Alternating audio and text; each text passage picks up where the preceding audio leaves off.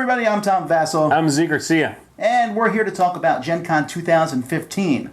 Many of you watching this may be your first time going to a convention or your first time going to Gen Con. So we thought we'd give you some tips. We've been to Gen Con, I think this is my 5th time, and this is your 3rd, I believe. 3rd or 4th, something like that. So some of these tips can work at any convention, but some are very specific to Gen Con.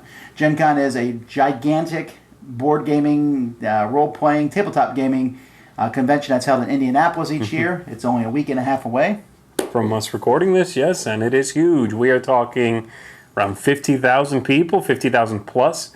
So if you haven't been to an event like that, it might take you aback, just the grandiose amount of information sort of hitting your brain all at the same time. So hopefully this will give you a little direction as to what you might want to do, what you might want to bring, how to prepare for the convention, all sorts of good stuff like that. Here we go.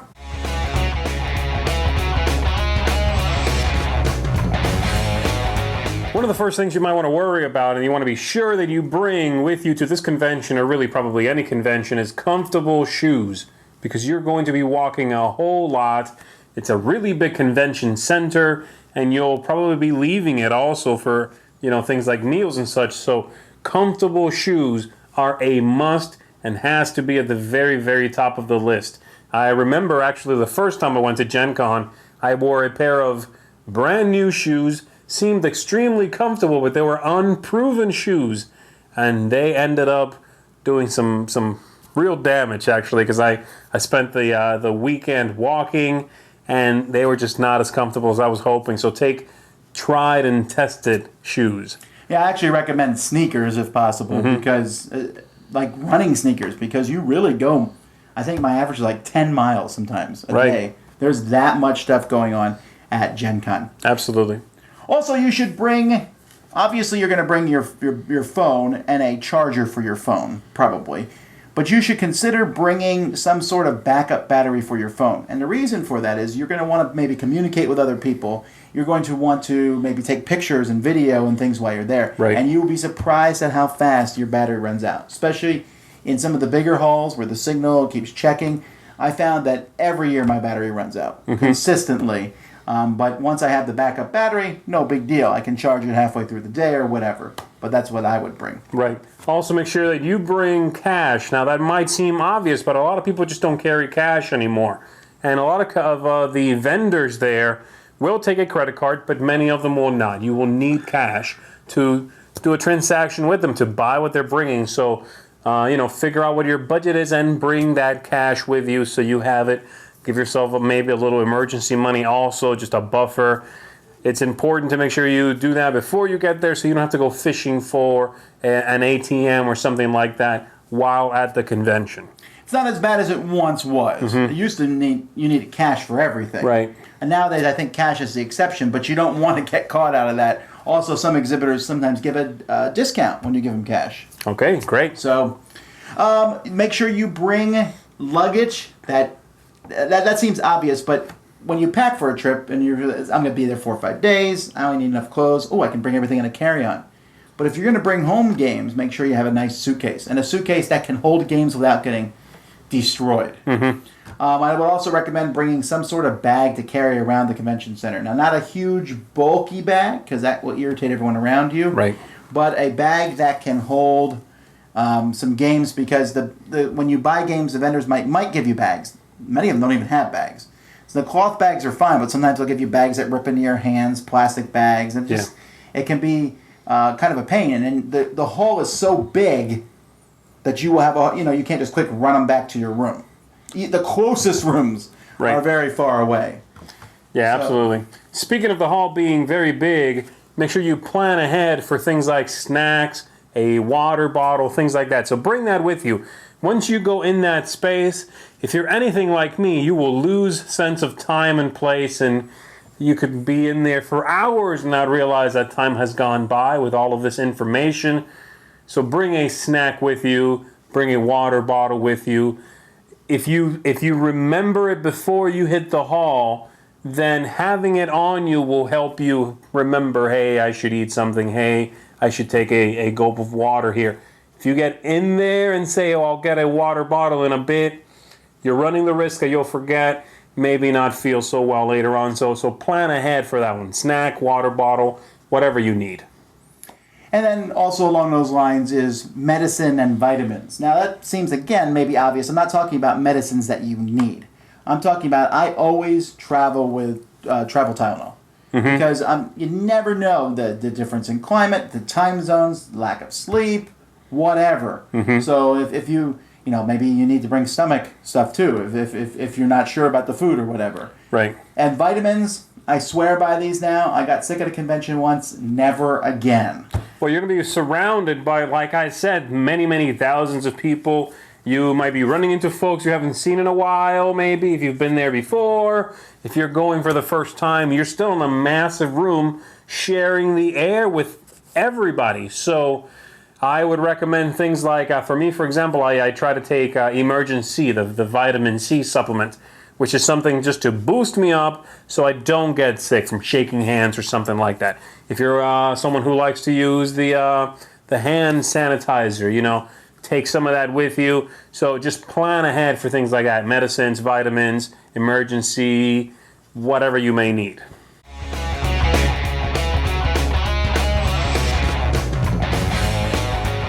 There really is a ton of things to do at Gen Con. But in my opinion, if you're a board gamer, and that's probably why you're watching our videos, the number one thing is to go to the exhibition hall. Ah, yes. Now realize that exhibition hall is at minimum probably a day's worth of stuff. It is huge. And so keep that in mind when you go there. And it's just big. Remember the shoe thing we mentioned earlier. And make sure that you have a map with you. They have one in the booklet, so if you're looking for specific things, but don't miss it. It's spectacular. There are literally hundreds of booths in there. So much to see. Just go by and look at everything. Even if you're looking for board games, there's T-shirt stands and there's jewelry and all sorts of cool things. So check that out. Definitely, to me, that's the first and last thing I do at Gen Con. Oh, absolutely, absolutely. I know for me, it's a really, really big part of what I do while I'm at Gen Con, but there's so much else. One other thing I enjoy doing, and I think you would too, is they have many seminars, many panels, talking about all sorts of things, and all geeky, great things. So I would say look ahead, check out which ones are there, and pick one or two that you want to go to. Don't necessarily try to go to every one of those, but pick something that sounds great, maybe something you haven't explored. This could be a great opportunity to hear a little bit about maybe a topic you're not that familiar with. It's great to be able to sit there. You're hearing from probably people really well connected, designers, people in the industry that you're listening to, and just get a great vibe at the convention while stepping away from the hustle and bustle and getting a seminar or listening to a panel. So I recommend you check out some of those. True Dungeon is a big chunk of Gen Con. It takes up a giant amount of space. You've heard about it. Now, unfortunately, and if you're watching this video, it's too close to Gen Con for you probably to get a ticket for that. Unless you manage to, you can hang out in that area, and if someone doesn't show up, you can buy a ticket and jump in.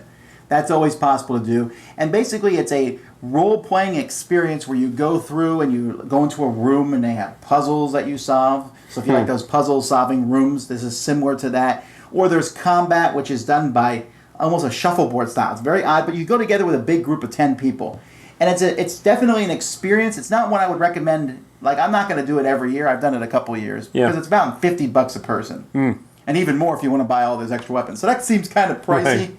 But if you're looking for something interesting to do and you have nothing else, you might go hang out over there and see if you can, get in on one of the games. But otherwise, it's probably something you should think about for Gen Con 2016. Well, yeah, True Dungeon is one of those things that a lot of people go to Gen Con for Gen Con, and a lot of people go to Gen Con for True Dungeon. And one guy called it True Dungeon Con.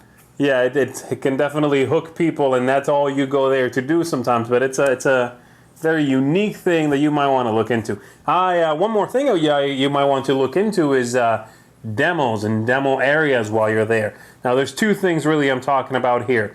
In the convention, in the demo, in the publisher area, there are demos of the games that are coming out there at Gen Con. And so you could walk up to the booth of a publisher, and they're probably showing off that game there. You can sit down and play the game. If you like it, buy it. So I recommend you do that. If something looks interesting, why not try it? But there's also, typically you can find upcoming games from these big companies that are done. You're not really playtesting the game, you are just getting to play the game early. And I recommend you do that as well if you can find it, because it's really neat. It's like a glance ahead, and you get to see what's coming. Oftentimes they're very close to being done. They have artwork, they have everything, and it's really neat just to. It feels like a sneak peek into the future to go there and say, I got to play a game that's coming out in 4 or 5 months. Really cool. Check out demo areas while you're there. And something I find interesting also is there's like events. This is something that you only find at Gen Con. Mm-hmm. Like there's a giant Robo Rally game where they have these robots that move around. You'll see giant versions of different games. Mayfair has their giant games. They do them at all the conventions, but other companies like may only have a giant version of one of their games, like Giant King of Tokyo or Giant The Duke from Catalyst Games. I'd also recommend, there's a thing called Card Hala, which is where people set up all these commons and junk cards from collectible card games, and they build these huge things. You can go in there. I mean, anybody can go in there, and you bend the cards, and you're building these towers and temples and things. And then on the last day of the con, or the last night, people throw money into this, knocking them over, and they actually auction off the first person to throw one in, and it all goes to charity. And then there's other geeky things, like you're going to see lots of people in costume, but like on, I think it's Saturday, there's a parade of all these people who go by, and you can just, if you want to go watch 14 different Batman and 36 Deadpools and whatever, you can see all that in a big parade. It's entertaining. Yeah, and that leads into my next point, actually, which is explore. While you're there, there's so much to do that it's mind-blowing. And what tends to happen, I think, is you find the one thing you absolutely love, and you stick with it. And only after walking away from that convention do you feel like you didn't really see what everybody's been talking about. Well, you got to fight that feeling. Actually, remove yourself from that one thing you went to go see, after you've seen it, of course, and walk around. Go upstairs. Look at, Card Hala. Look around. Look at the miniatures rooms, everybody painting them. Go outside the convention center. Get some food. Just explore your environment. Go see and do something you really weren't expecting to go see and do there. I think it's a great thing about a convention that brings so much together. One of the things you might find when you're exploring are like specific game rooms. There are some companies who have game rooms. Rio Grande has a game room. Tasty Minstrel, Stonemeyer Games, and some of these companies have like these smaller game rooms that you can go into, and they're kind of a breath of fresh air in one sense, because it's like the big convention is all around you, but it's a smaller thing and it's not so crowded. And that's one thing about Gen Con. No matter how big it is, you could, like last year, Z and I played a game of Galaxy Trucker, and we were in one hotel somewhere, and it was very quiet there. Absolutely. And that was in the very middle of the convention. Right. So look for these little gaming rooms. There's even a board game room where you can pay to play. I don't recommend that much, because there's so much else going on, and there's so many other places to play, that to pay for this, the library's okay, and it's really crowded. I don't know if it's worth it. It might be for you, but there's so many of these little rooms, I would go check some of them out. Mm-hmm. Now here's one last tip from me, which I think is just really cool, and it's a hard thing to do unless you are at a convention, especially a big one like Gen Con, and that is these conventions bring in and attract a lot of designers, game designers, and this is your opportunity to meet them, to have them sign your game, to take a picture with them.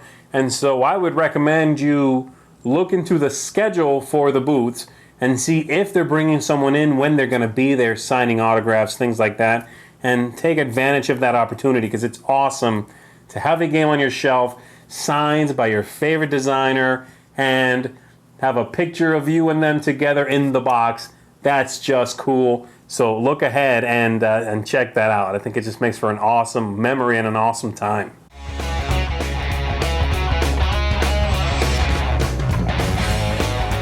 Okay, one of the things that you should do at a convention is eat there. And I always recommend that you kind of take a break from a convention to go eat anyway. But in Gen Con, I especially recommend that, because the food in the exhibition hall is A, super low quality, and B, very pricey. Sure. And C, very small lack of variety. However, you're very fortunate in that there's a lot of places right outside of Gen Con that you can eat at. There's a lot of really nice restaurants. And there's a lot of low-budget restaurants around there. There's even a mall, an indoor mall that's very close to Gen Con. I mean, you just have to walk across the street or so, that has a food court.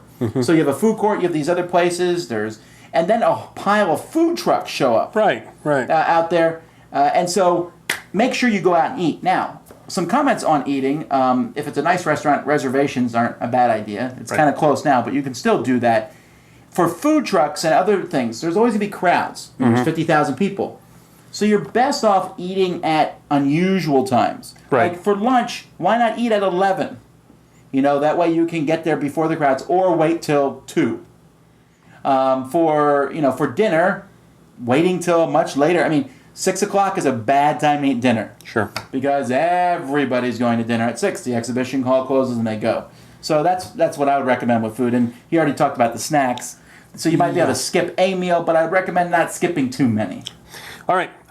For me, scheduling, which we talked about a little bit, but it's important that you worry about where you need to be when, and that you, above all else, do not overschedule yourself. You're there to have fun, so have fun. Yeah, scheduling to go see a panel, scheduling a sit-down game, scheduling whatever you want to engage in is a great idea. But you also don't want to turn your time there into work, which does tend to happen the first time you go to a big convention like this. There's so much going on. You want to do all of it. Well, first of all, realize you can't do all of it. That's okay. You're there to have fun. You will have fun. And it's just too much for a single person to do all of it. So figure out what the highlights are for you. Do those things. Give yourself time to eat, to rest, to go sleep, to take it easy sometimes, step away. And I think the whole experience will be much richer for it. Right. Yeah, to me, and also constantly having that map, realize if you schedule something 30 minutes apart and they're at 2 different ends, be careful about scheduling stuff early in the morning. You may think, oh yeah, I'll be awake at 7 o'clock in the morning. You may not. So keep that in mind. And right. So there's that. Budgeting. Now, budgeting, Gen Con is not a cheap experience. You're already probably paying a lot to stay at a hotel and to travel there. And you got to budget for meals. Remember that. You need to eat. So you're going to walk in an exhibition hall and there's going to be 7 million things you want to buy. Everything and anything. And not just the publishers with their games and all, but there's going to be... there's, places that are selling all different games, not just, piles of games. Cool stuff will be there. Right. You can buy lots of cards and games from them. And then there's an auction place there where you can go and enter an auction. So budget how much you're going to spend on games. Make it a generous budget, right? So that way you can't go over it. Be very strict about it then. Otherwise, you'll go in and spend it. Now, people ask, when is the best time to buy games? I will say that you need, for the hot games, get in there on Thursday and get those games. Yes. You really need to get the hot games because they will be gone. That might not have been true in the past, but in 2015, every hot game sold out almost the first day. Right. Or if they budgeted out, the first hour of each day. So put your games in order. Which one do you want the most for budgeting? There are some deals on Sunday, but I don't think there's that many. I don't think it's worthwhile. I mean, you're shooting in the dark if you're hoping to just snag a deal. If you're hoping to snag a deal, your best bet really is find out when this game is coming out to the general public and then get it at Cool Stuff. I mean, if you're that worried about not having it right now and saving some money, then wait a little bit. Now, you kind of need to figure out which games are going to be available right away. Sometimes there are games at Gen Con that are there a considerable amount of time before they're going to be available at a place like that. So maybe you do want to snag that one up. But some games have just come out or about to come out simultaneously online, so maybe you can do that instead, Speaking of that, you need to sleep at some point with all this stuff going on. So figure out when you're sleeping and give yourself enough sleep time. You can push that a little bit, but if you're there several days in a row and you're sleeping 2 hours fewer than you normally do a night over 4 days, you've missed a whole session of sleep. Right. So be careful with that. Don't exert yourself so much that you make yourself sick, that you come away from the convention needing a vacation from the convention. be careful with that. Sleep. Get the sleep you need, and you'll feel better throughout the day while you're there. And you're also more pleasant to be around. Think about other people, because the fact is, when you start losing sleep, you get more irritable, and whatever. And so that's also a thing, is to be thoughtful of those around you. One of the things at Gen Con is it's very crowded. The most crowded days are probably Saturday is by far the most crowded, and Thursday and Friday. There are other days that are also crowded, but those are probably the most crowded days. So when you go into the exhibition hall, because that's the most crowded area of all, when you go into that spot, there's gonna be stuff everywhere. Right. So think about that. We already mentioned the backpack, not wearing this gigantically heavy backpack. If you have a baby in a stroller, be considerate. In fact, I don't know that I would even recommend a stroller. I mean, carry the baby or whatever. But if you do bring a stroller, don't bring in one of those mega strollers of doom. Right. I mean, it is extremely crowded. If you are, I would even go as far as to say, if you are someone who is wearing a costume at Gen Con, you're doing some cosplaying, consider wearing something that is not really bulky. Because, it's the same idea of someone wearing a massive backpack. You will stop in the middle of a hallway and could literally stop traffic in that hallway. Because it is that jam-packed. And it's, there's not that much room. Taking pictures, too. Pictures, absolutely. There's going to be lots of people in costume and designers and things. Take pictures and all, but just remember people are trying to get around you. And then on the flip side, if someone is taking a picture, come on, let them take the picture. I don't care, I'm just walking through. Yeah. Be a little thoughtful in that regard. Yeah, if both sides are thoughtful and considerate and have some courtesy, a lot of those issues can simply go away. Drink water while you're in there, okay? Again, sleeping, drinking water, these would seem like things that are particularly obvious, and I guarantee right now you're shaking your head going, come on, that's a ridiculous suggestion. Yes, but you're not there in the hustle and bustle. Once you get in there, I'm telling you, these things become secondary to the amazing spectacle you're surrounded by. If you like new games, if you like all this stuff, those things will fall by the wayside unless you make a conscious effort to worry about it. So drink water, keep yourself hydrated, keep yourself healthy while you're there, because that's the number one thing. And then always be prepared. The thing is, you need to kind of prepare leading up to the convention. If you want to have a decent time, you don't need to schedule everything out. You can kind of go and see things. But like when it comes to games, kind of know what some hot games are so you can go hunt them down. It's neat to be surprised, and you will find surprises there. Absolutely. But if you know, for example, that such and such a company is releasing such and such a game, you might want to go for that game. So we're going to help you out.